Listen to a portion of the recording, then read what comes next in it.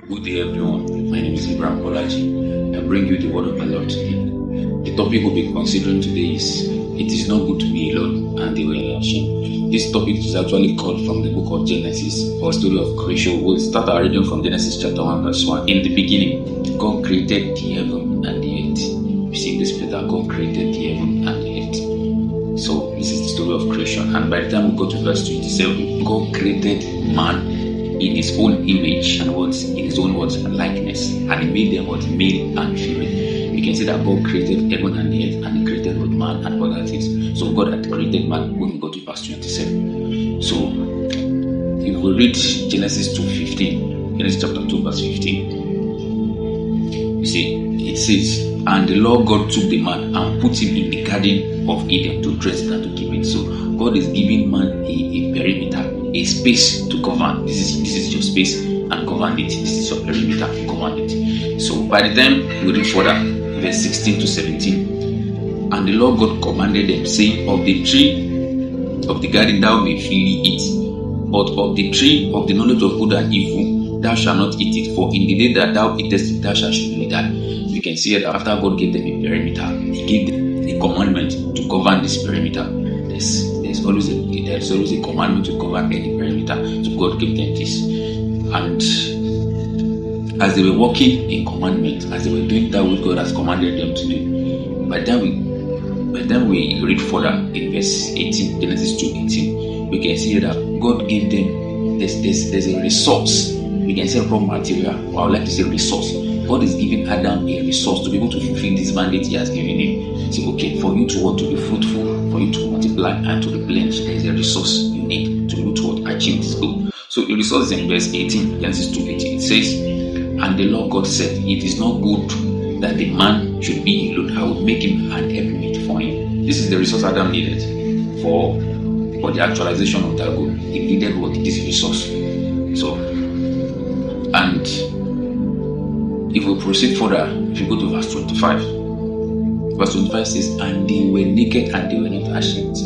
They were naked and this is to tell us that as they were doing the biddings of God, they were walking in commandment. God was assenting to his word in their life.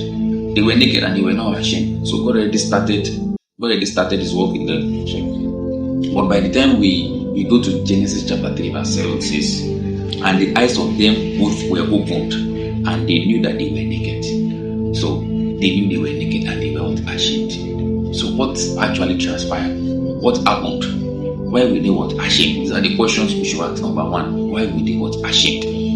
Number two, Jeremiah 29:11 says, "The thought I have towards you are the thought of peace, but not of evil, to give you an unexpected end." Why is it that this thought that God had towards mankind, Adam, didn't come into fruition? Why didn't it come into fruition? So we shall be considering the reasons. And number three, what actually transpired? What led to what? What are the events? What are the successive events that made that mandate not to come into fruition? So, to unravel all of this, I would like us to consider a subtopic called the destiny of a man. What is the destiny of a man? So, the first point we are going to start with, number one, Isaiah 46 verse 10. Isaiah 46 verse 10 says, "God declares the end from the beginning." Before you start anything, before any job, God has declared the end from the beginning. So it's in the character of God to tell you what the end from the beginning. This is who He is. He will always tell you the end from the beginning. And we can see this scattered inside the Bible. From the life of Moses. When Moses met with the God of the Bible, God told him, "My mandate for you is what? I want you to deliver my people from Egypt." God was telling him the end from the beginning. Joseph too. God appeared to him in a dream. God gave him, that was a resource. God was telling him, okay, this is the resource I want to give you.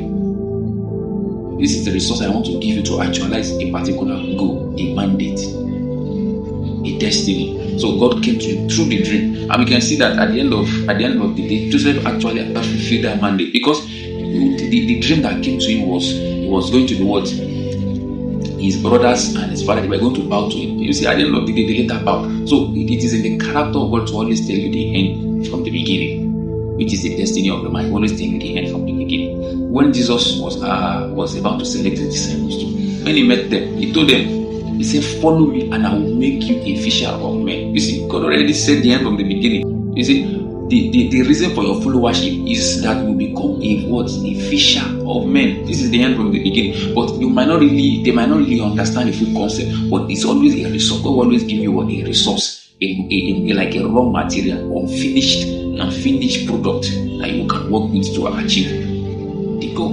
And we can see Abraham too. God told him, my mandate for you, my destiny for you, I'm going to bless you, I'm going to make you a great nation. In this, all the nations of the earth be blessed. You see, God was telling him the end from the beginning. In a nutshell, the destiny of Adam is in Genesis 1:28, just like we read earlier. It says, be fruitful, multiply, replenish, subdue, and have dominion. This is the mandate. This is the goal God had towards what Adam that he wanted him to fulfill. So, and the second point here is the resource. What are the resources to achieve this goal? God will always give you a resource to achieve whatever goal, whatever desire, whatever intention he has towards you, for his thoughts to come toward a finished end, as like Jeremiah 29:11 says, to give you an expected end. So God will always give you a resource to reach that expected end. And like I said earlier, we can see this in Genesis 2:18, where God said, it is not good for man to live. This was the resource God was giving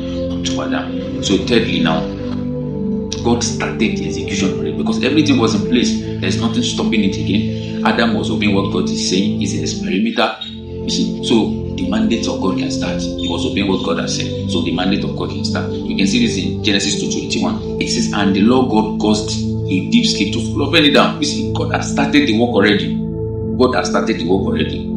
The work to what? To fulfill this mandate, to be fruitful. You see, God has started the work already. But when we got to Genesis chapter 3 verse 7, something had happened already. They were naked and they were ashamed. Something has happened. What has happened? So I'd like us to actually go through some few points. Number one, God gave a commandment to Adam and Eve that in this your domain, in your space, there's something I have given to you, which is your word commandment. But we realize that their obedience to what God has said attracted Satan. Their obedience attracted Satan. So it means that in the life of every believer, if you are walking in accordance to what God has said concerning your life, trust me, Satan is not at the corridor. Because you are walking in obedience to what God has said, your obedience attracted the devil. Just like the Bible said, many are the afflictions of the righteous. It means for you to be a righteous person, be ready for afflictions. So this is to tell you Satan is always at the corridor. If you are not walking in obedience, the devil has little to do with you, because your ignorance is enough to kill you. Hosea 4:6 says, my people perish for lack of knowledge. This is to tell you that if you are void of knowledge, the ignorance is enough to kill you. Either now or later, it is enough to kill you. And Proverbs 11:9 says, by true knowledge the just are delivered. So every believer must be equipped with the knowledge of God. The knowledge of God is a shield, is a garrison. It has to shield you. It has to shield you, because if you want to walk in accordance to what God has said, the devil will be ready to come into your domain. So that's the first point. The Bible says something again. It says that a man of knowledge increases strength. So anyone that needs strength, you have to increase in knowledge. So this is the only way to be strengthened. A man of knowledge increases strength. In the book of Proverbs, it is a man of knowledge increases strength. So this is the first point. The second point we'll be considering is Satan doesn't know what God has said concerning your life, or anyone's life, or any destiny. Satan doesn't know what God has said concerning anybody's life. But one thing is very, very sure. He knows that anyone that is walking rightly, or that is walking in light, if you are walking in the right direction, it means you are being guided by a power higher than you. It means you are being guided by a power higher than you. So, and he knows the only power that is higher than man is that of God. So it means God is interested, or God is at work here. So the devil knows. He knows when God is at work in a particular place, there is something in it. There is a treasure to be desired of. It's not all knowing. The devil is not all knowing, but there are systems, there are devices through which, there are mechanisms through which he can determine or know what's happening. If you are walking in the right direction, he knows something is guiding you for a short time. So that's it. So the third point I want us to consider is test of obedience. Test of obedience. Test of obedience. It simply it simply means the devil is going to test you concerning what you are doing. If you are walking in the right path, it's going to test you concerning what you are doing. If we read Genesis chapter 3, 1 to 3, you can see from this scripture, the devil doesn't actually know what God has said. But one thing is that he noticed God gave Adam a commandment. God gave them Adam and Eve a commandment. Now, this is the tree of knowledge of good and evil, and this is the tree of life. So he noticed that as they were every day they approach the tree of life. Every day they approach, but they always neglect the tree of the knowledge of good and evil. So, and they were walking in the right direction. So it means God is at work here, and God is guiding something here. So it's attracted him immediately. He knew God was working here, and he knew that they're not approaching this other tree of what knowledge of good and evil. But we see that the devil took advantage of it at this point. He said, let me read verse 1. It says, the B part, it says, and he said unto the woman, yea, as God said, ye shall not eat of the tree of the garden. He didn't know what God had said, but he took advantage of the fact that he knew they were walking the right path and they were avoiding this. So it means God had said something, and he knew there was a treasure in it. So it was on this basis he could deceive Eve. It was on this basis he could deceive Eve, because Eve had not what? She had not internalized what God has said. She had not conceived what God has said concerning them. It's, for instance, let me give an example. If I put a blade, if a blade is here now, and I tell a child, don't touch this blade. If you touch this blade, it's going to cut you. So then I leave. Then somebody notices that the child is avoiding this blade, and the person approached the child and said, why are you not touching this blade? And the child tells him that if I touch this blade, it's going to cut me. If I touch the blade, it's going to cut me. It means the child has not internalized the commandment I gave. Because if the child had internalized that commandment, the response should be, I am not meant to touch it. I am not meant to touch it. It means you've internalized what that commandment, what God has said. So you could see that if did not internalize the commandment, and the devil could deceive her because of this.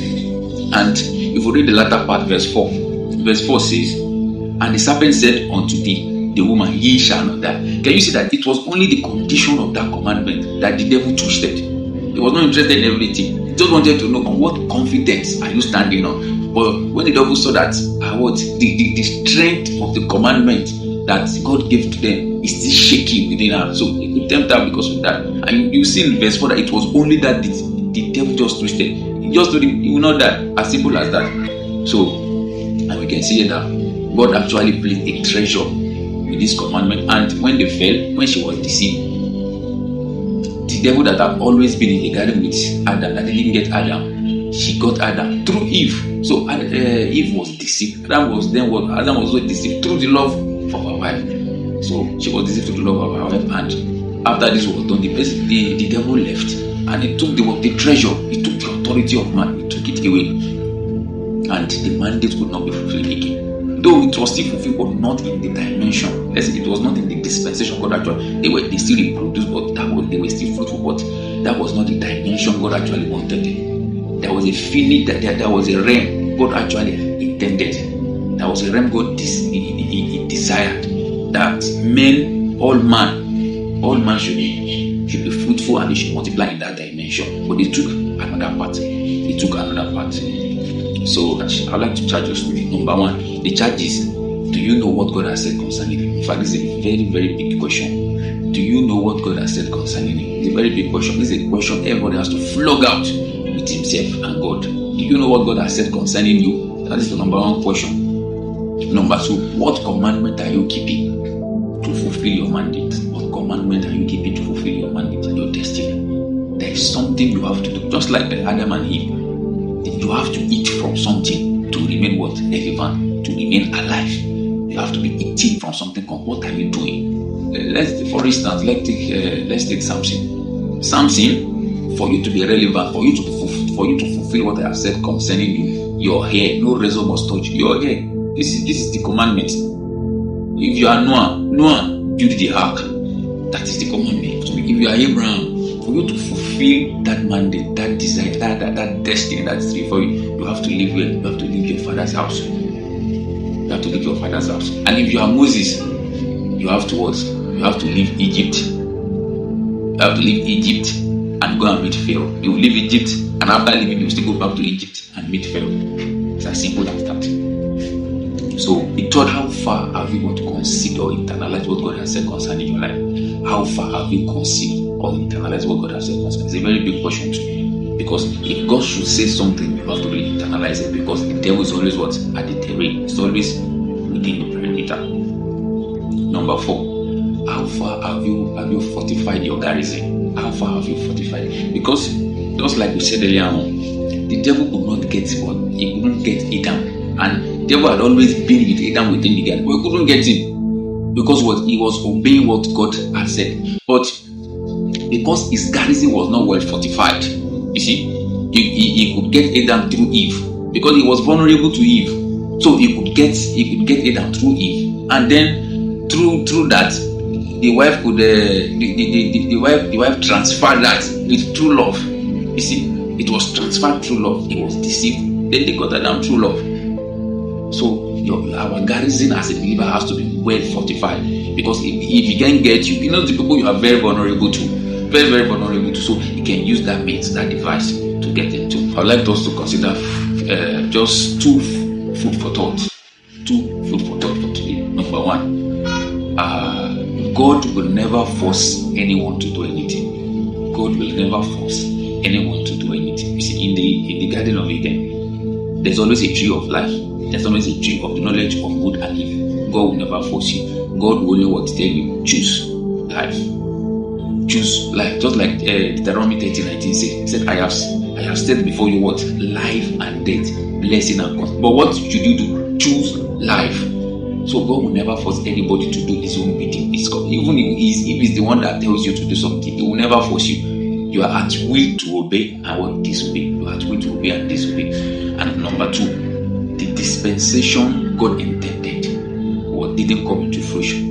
You see, just like we said, Adam and Eve, they couldn't fulfill that mandate. They couldn't fulfill that mandate. And because they were not able to fulfill that mandate, the failure actually led to where we are today. And we couldn't fulfill the mandate. The responsibility to them is to put ourselves into that dimension that is already finished. Thank you very much. This is all we have for today. And next episode, we'll be discussing how can we bring ourselves back into that dimension. So thank you very much. I remain Abraham Bolaji. This is Nations Hub. Thank you very much.